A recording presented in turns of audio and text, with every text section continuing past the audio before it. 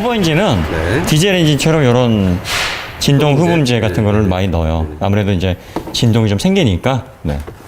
그 다음에 우리가 자주 보는 엔진, 감마 터보 엔진입니다. 이 다운사이징 시대가 되니까 예전에 세타를 막 여기저기다 썼는데 지금 감마를 많이 쓰네요. 네. 아, 코나는 배터리가 없었는데 얘는 뒤에 배터리가 있다 그러네요. 사장님이. 네. 그래서 그거 이렇게 좀 DC 컨버터로 해가지고 변환을 하면 나중에 왜 이게 배터리가 큰 게 있는데도 저게 나가면 시동이 안 걸리잖아요. 이론적으로 좀 아쉬운 부분이긴 하죠. 네. 네.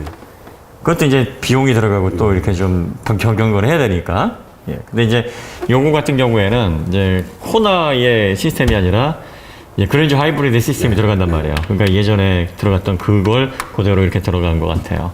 그래서 그러니까 항상 그게 모든 새로운 차들을 보면 네. 아 이럴 수 있었는데 왜 안 해놨어? 이럴 수 있었는데 왜 안 해놨어? 이런 점들이 조금씩 다 보이잖아요. 그렇죠. 근데 그 모든 걸 한꺼번에 하려면 굉장히 힘들잖아요. 힘들죠. 예, 네. 그렇기 때문에 한꺼번에 다 못하는 거예요. 하나씩 어차피 이게 그쪽이 더 바람직하다는 사실을 뻔히 알고 있어도 그렇죠. 못하는 거죠.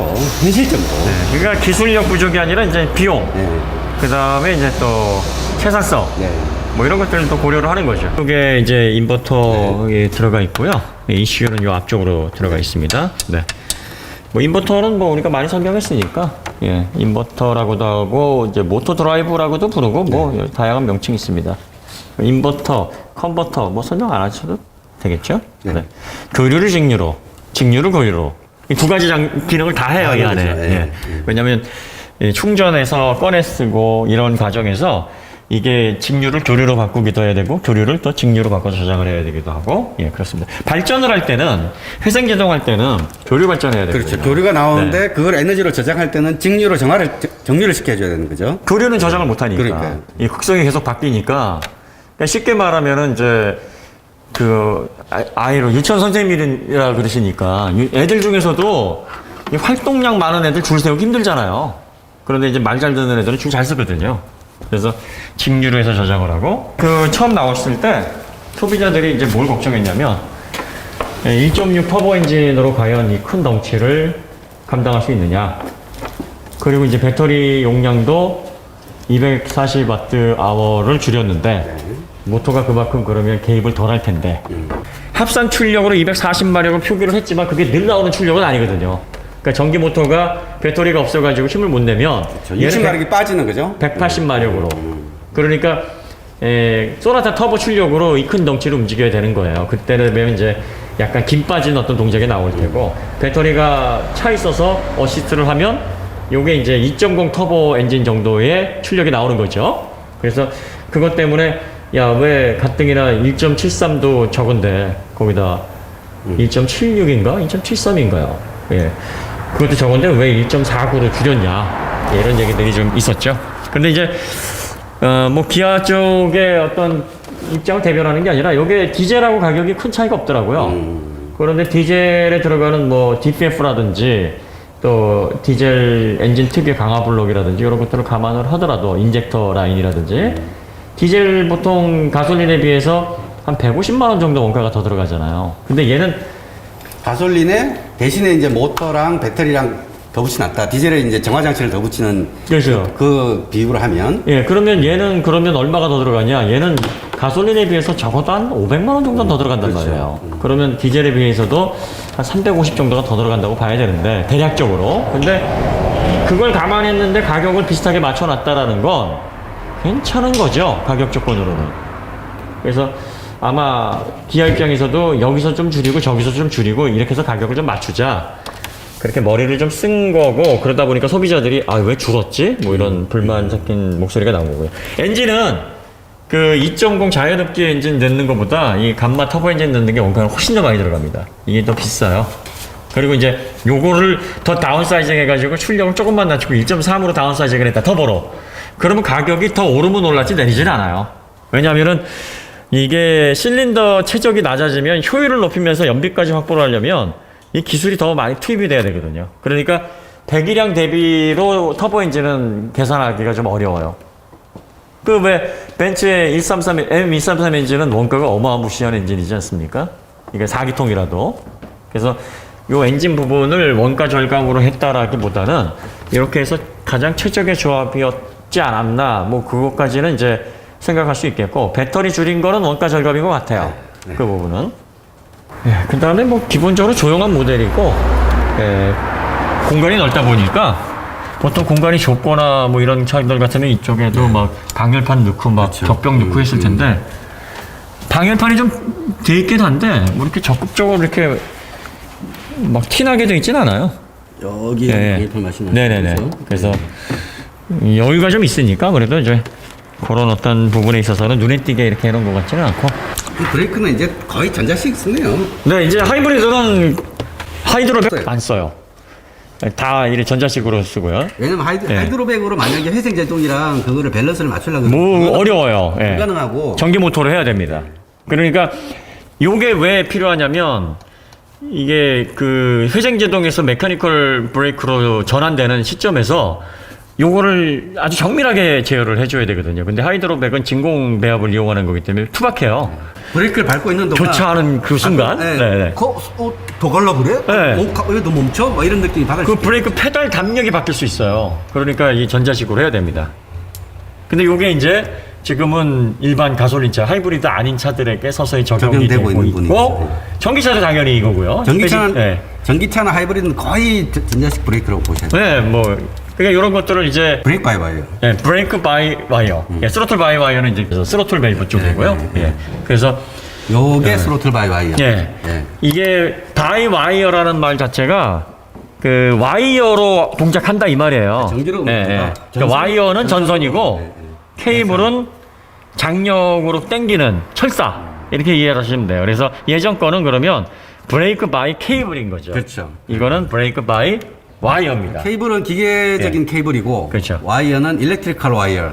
그걸 왜 그렇게 구분해서 쓰는지 모르겠어요. 왜냐하면 보통 전선도 케이블이라고 하는데, 예, 근데 자동차에서 그래요. 자동차에서 그 구분해서 쓰니까 와이어, 케이블 이렇게 구분하시면 돼요. 그래서 왜 변속기도 그 SBW라 그러잖아요. 버튼형을. 그게 시프트 바이 와이어. 시프트 바이 와이어예요. 예. 근데 뭐 하이브리드 보니까요, 고객들이 선택을 할 수 있을 만한 좋은 요소들이 많아요. 그리고 지금 차 사면 이런 거 사야 되겠는데 딱 생각이 들게 해놨네요. 맞아요. 예. 네. 저 같아도 SUV 국산 필요하면 이거 집겠네요. 연비도 좋고 조용하고 출력도 230마력이면 크게 부족하지 않고. 그러니까 디젤의 장점이 연비 좋고, 그죠. 예, 힘 좋고 예. 이런 거였는데 예. 그거를 가솔린이 싹 다 잡아먹고 있는 거예요. 그렇죠. 이제. 예. 그래서 오히려 더 좋아졌어요 지금. 하이브리드가 붙으니까 연비도 좋아지고 또 디젤의 문제가 뭐냐면 시간이 지날수록 딸딸거린다는 건데, 소리가 더 크지. 예, 그 문제에 대한 염려도 없고 DPF 나가버리면 또 이게 막 300만 원 정도 이렇게 큰 지출 나가는데 얘는 그럴 위험도 없고, 뭐 그렇다고 뭐 그러면 뭐 배터리 나가고 뭐 이러면 뭐 더 나가는데 뭐 부정적으로 생각하면 한도 끝도 없죠. 그래서 조용하고 이런 것들 감안하면 같은 가격에 하이브리드를 살 수 있다. 뭐 사람들이 당연히 64%가 그래서 몰렸다 그래요. 사람들이 현명하신 거예요. 현명하신 거죠. 이제 차를 보실 수 있는 그 판단력과 눈이 생기신 거죠. 아마 소렌토 하이브리드 지금 없어서 못 사는데 빨리 그 연비 조건 이제 충족시켜서 이게 세제 감면 받도록 해서 빨리 이 차를 구입하실 수 있도록 기아에서 했으면 좋겠습니다. 그리고 기아가 판매를 못해서 생기는 어떤 손실은 회사에서 감당을 하면 되겠지만 관련되신 분들 또 그걸로 인해서 그 역풍을 맞으신 분들, 예, 그런 분들이 회사 내에서 빨리 정상을 찾으셨으면 좋겠네요. 예, 너무 기죽지 마시고요. 사람은 실수를 할 수 있습니다. 뭐 실수를 또 멋지게 또 반전시키는 좋은 오히려 어떻게 보면 기회가 올 겁니다. 경험이 예. 많으신 분이, 네. 오랜 경험을 가지신 분이 옛날에 알았던 것 때문에 그렇죠. 실수를 하실 수도 있어요. 네. 그러니까 어이없게 하잖아요, 우리가. 어이없는 거죠. 그러니까 우리가 항상 브랜드나 회사는 엄하게 막 잣대를 내밀지만 그 회사에서 일하시는 분들은 좀 우리가 좀 감정이입을 좀 가져야 될 필요가 있죠. 예. 어떠신 것 같으세요? 앞에 이렇게 쭉 해서 우리나라 최초의 중형 SUV 하이브리드인데 하이브리드다. 예, 구성이나 뭐 가격적인 조건은 어떻게 보십니까? 기본 가격은 항상 훌륭하죠. 기본 가격에서 놓고 보면. 그니까요. 예. 그래서 이게 하이브리드도 대체적으로 3,080까지 옵션 조금 넣어서 구성하고 4,000 약간 못 미치게 하시면 네, 괜찮은 것 네, 같기는 네. 해요. 차주분은 4,500 정도에서 맞추셨대요. 스마트 커넥트 빼고 HUD 빼시고 스피커, 그러니까 오디오. 우리가 대체적으로 안 좋아요 하는 건 빼셨네요. 오디오는 넣으려고 했는데 네. 생각하다가 근데 지금 후회 안 하세요? 오디오 안 넣으신 거? 오디오 원래 있는 거 못 들어가가지고 아, 예, 예. 아, 이게 좋다고 생각하시면 돼요. 네. 그다음에 안 들으시면 돼요. 네네. 무선 충전이나 이런 건 필요 없으셨나요? 딱 끝자리에 무슨 충전하고 다니는 이게 잘 없어가지고 HUD는 저희 입장에서는 이제 디지털 계기판하고 동시에 별로 이렇게 실용성은 없는 것 같아요. 있으면 좋긴 하겠으나. 예. 그래서 나름 이제 풀옵션으로 하시면서도 한 2년치 기름값은 확보를 하신 거예요. 예. 그래서 좀 자제를 하셨는데, 4,500이라고 하면은 글쎄요. 4,500 어떻게 보세요? 타봐야죠. 그러니까 이제 기본적인 옵션이나 이런 거 봐서는 4,500도 사실 뭐 크게 과한 가격은 아닌데 가성비가 좋다고 말하기는 좀 그렇죠. 그 정도까지 가면. 근데 첫 자리가 네. 3이냐 4냐 맞아요. 크게 100만 원, 200만 원 네. 차이긴 한데 네. 그 심리적인 부담감이 좀 큰 것 같아요. 그죠. 네. 3,900 정도면은 굉장히 가성비가 그래도 뭐 어마어마하게 좋은 건 아닌데 괜찮네 라는 얘기는 나올 것 같은데 4로 넘어가면 그냥 있으면 당연하다 생각할 것 같아요. 뭐 이 가격인데. 예. 근데 지금 이제 이 모델이 인기가 있는 이유가 국내 소비자들이 좋아하는 요건이 다 들어가 있어요.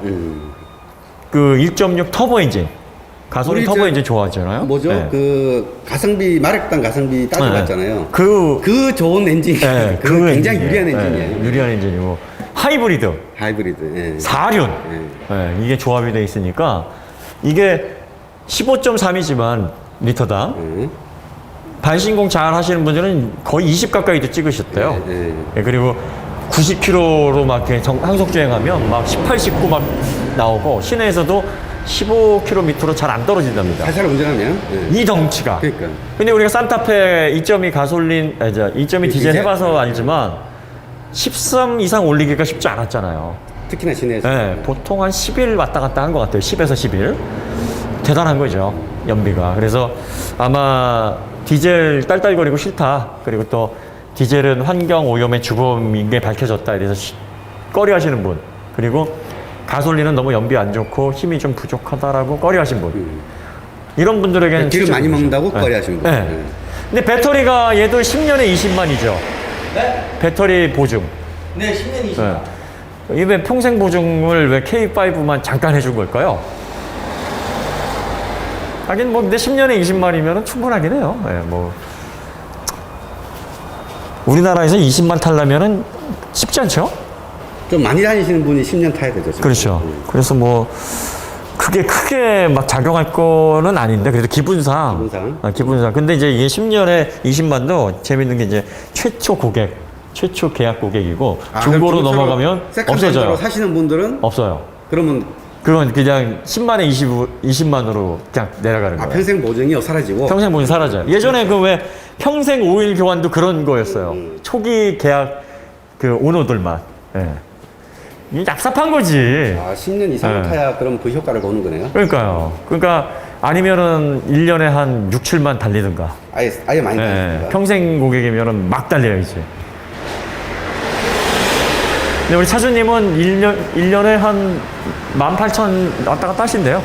예. 딱 적당하시네요. 그러면 11년 타셔야 되겠네. 20만 되시려면. 충분하실 것 같아요. 네, 근데 기아에서 이렇게 좀 오락가락 하지 말고 뭐 평생 보증할 거면 하고 아니면 안 하고 했으면 좋겠네요. 어쨌든 이 배터리, 하이브리드 배터리가 이렇게 쉽게 망가지거나 열화되거나 그러지도 않아요. 왜냐면 특히나 순수 전기차나 뭐 이런 거하고 다르게 얘 하이브리드는 얘가 BMS가 배터리 수준을 잘 조절한단 말이죠. 잘하죠. 그러니까 네.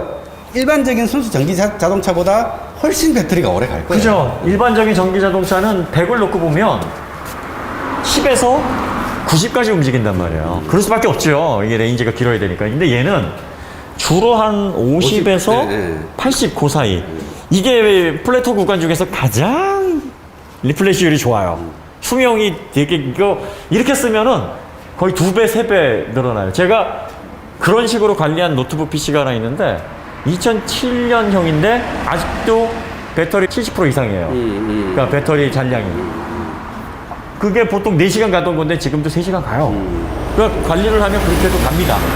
그러니까 여러분들이 막 쓰시면 배터리는 빨리 열어가 되는데 이건 이제 자동으로 소비자들이 신경 안 써도 전기차는 좀 관리해야 되잖아요. 근데 얘는 자동으로 해주니까 크게 신경은 안 쓰셔도 된다는 이점이 있습니다. 물론 배터리 용량이 작으니까 뭐 아무래도 금방, 그만큼은 불리하죠. 금방 닳고 뭐 그만큼 이렇게 불리하죠. 전기 모터 어시스트가 이렇게 뭐 제대로 이렇게 뭐 와 많이 개입한다 이런 느낌은 없지만 네.